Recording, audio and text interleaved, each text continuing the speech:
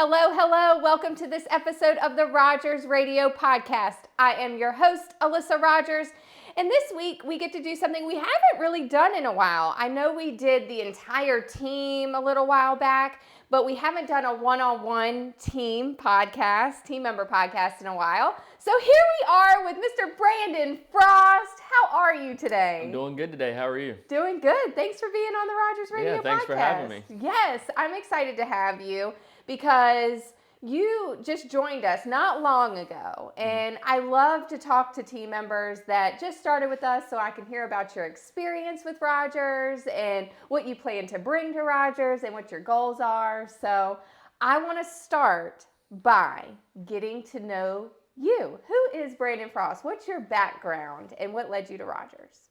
Oh, I'm Brandon Frost.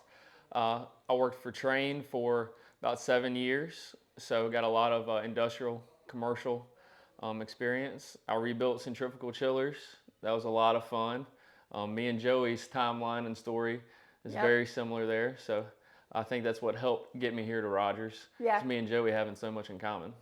It really is true. And tell everyone, because when you say centrifugal chiller, what is that?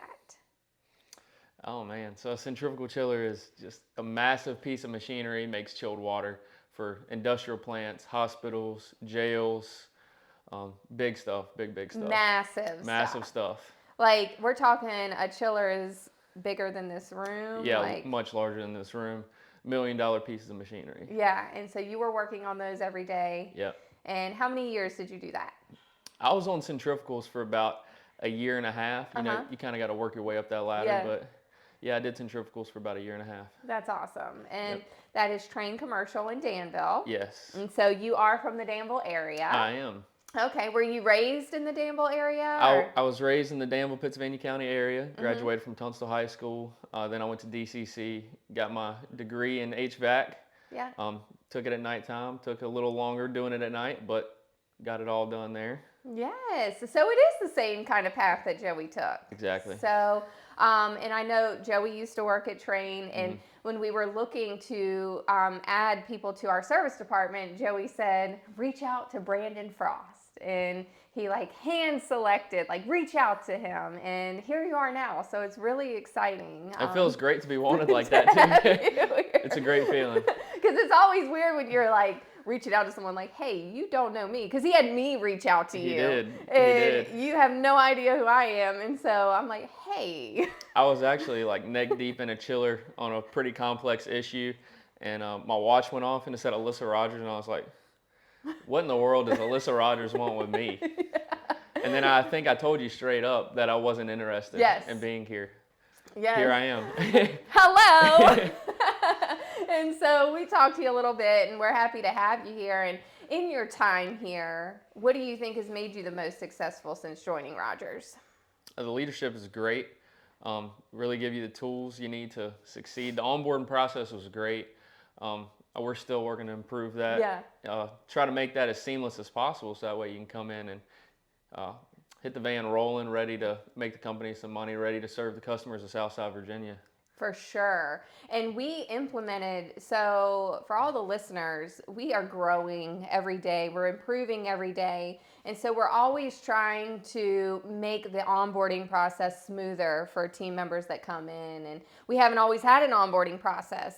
Full transparency, people used to start and it's here's your uniform, call us if you need us kind of thing. And that's not the way to do things. Do not recommend. And we learned that. So you went through our first official onboarding program. What was that like?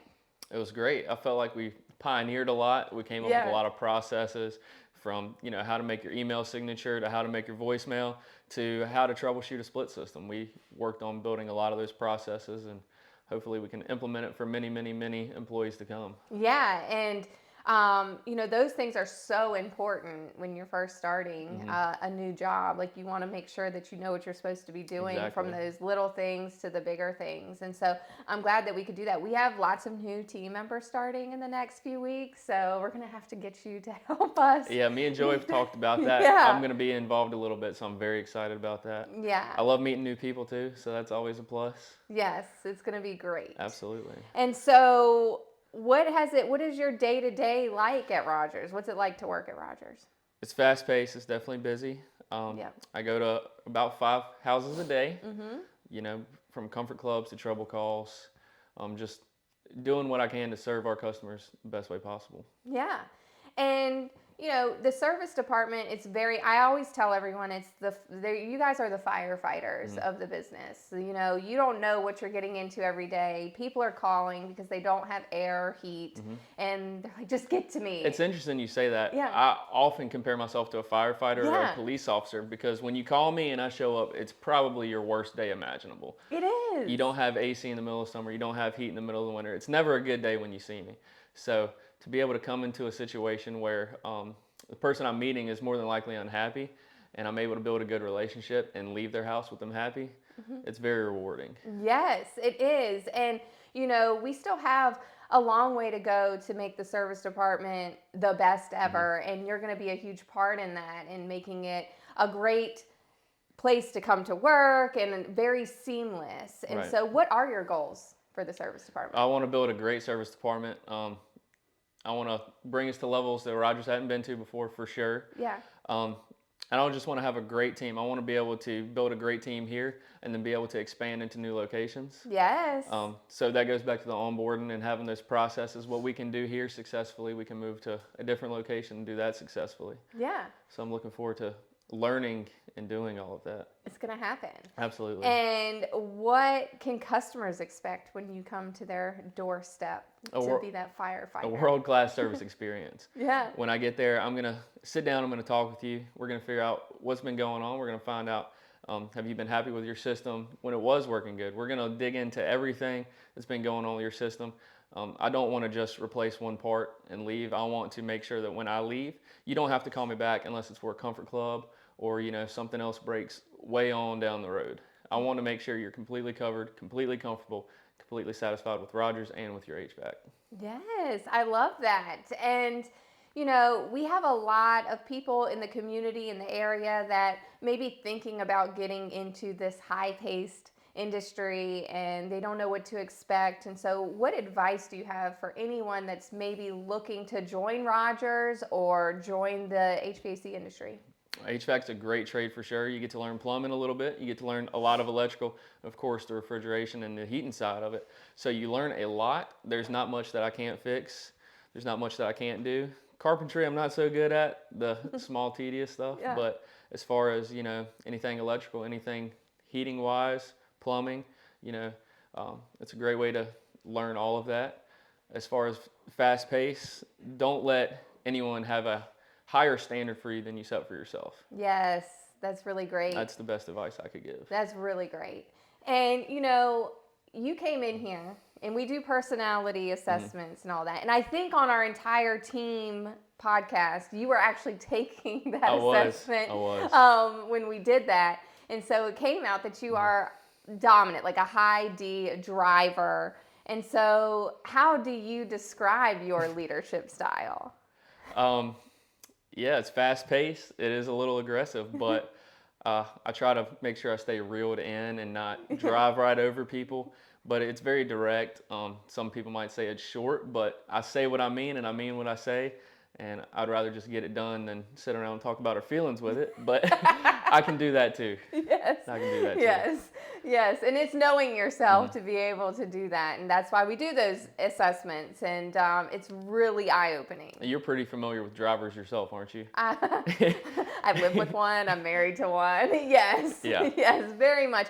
And, we have a lot of drivers in our environment here because it's like if you want to be in a fast-paced company and you want to grow, like you got to have those drivers that Absolutely. are like driving the way. And then the other personality styles too are important because they tend to actually make things happen. Exactly. The drivers are like the visionaries. I'm going to be doing something. Sometimes it might not be the most productive thing, but I'm going to be doing something. Yes, exactly. What motto do you live by? I never lose. I either win or I learn a lesson, but I never lose. And you are a high accountability person too. Very much so. Because little story time here. Oh gosh, I'm going to tell on myself a little bit, and I didn't stick to my goal. So I had a goal in November. I was like, I'm going to work out every day in November. And I told Brandon this the 1st of November. And he's like, okay, I'm going to hold you accountable to that. And, people will sometimes say, like, oh, I'll hold you accountable to that.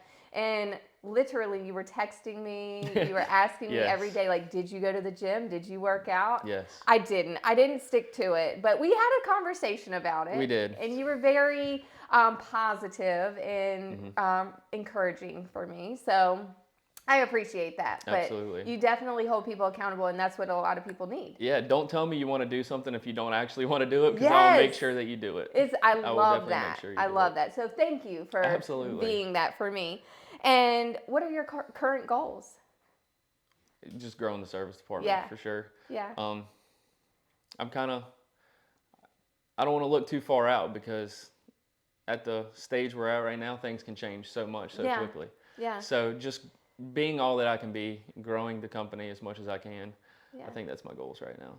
And we're getting into the Pennsylvania County We area. are. So, what are your goals for Pennsylvania County and the homeowners there? What do they need to know about Rogers? The homeowners of Pennsylvania County need to know Rogers is a world-class service organization for plumbing, electrical, and heating and air. We are your one-stop shop for everything you need, and we are the best in the business. I guarantee it. And you're going to get this guy. And you get me. Yes, you're going to get this guy. And of course, our famous question here, if you could have dinner with one living person outside of your family, who would it be? I think I'm going to go with Ed Milet. Okay, tell me more. Ed Milet is the author of The Power of One More. And reading that book, it kind of propelled me into the next step in my life. It's basically about, do one more of everything. When I'm in the gym, when I'm about to fail, say in my head, let's do one more. When I'm at a customer's house, I'm trying to think of what is one more thing I can do to make this service experience the best thing they've ever had. Yes. So I'm trying to do one more of everything that I do. I love that. And I will do my best to hold you accountable to that. Let's do it. And we'll continue holding each other accountable. I can't wait to see the amazing things you do for the service department, for Rogers as a whole, and for yourself, because Absolutely. you are going to go so far. And I'm just excited to be part of this journey with you. I'm glad to be here. Yes, and thank you for being here. And thank you, everyone, for listening to the Rogers Radio Podcast. I hope you enjoyed this as much as I did, and we can't wait to talk to you next week. Bye!